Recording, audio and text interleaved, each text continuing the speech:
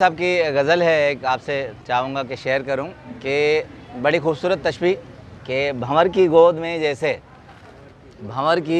में जैसे किनारा साथ रहता है।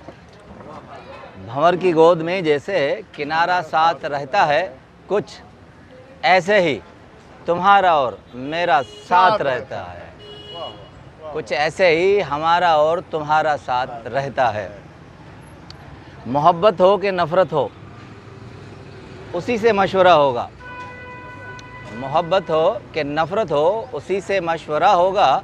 मेरी हर कैफियत में इस्तिखारा साथ रहता है। भंवर की गोद में जैसे किनारा साथ रहता है।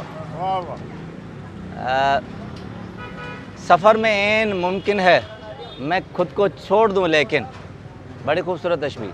सफ़र में ऐन मुमकिन है मैं खुद को छोड़ दूं, लेकिन दुआएं करने वालों का सहारा साथ रहता है। भंवर की गोद में जैसे किनारा साथ रहता है। मेरे मौला ने मुझको मोहब्बतों की सल्तनत दी है।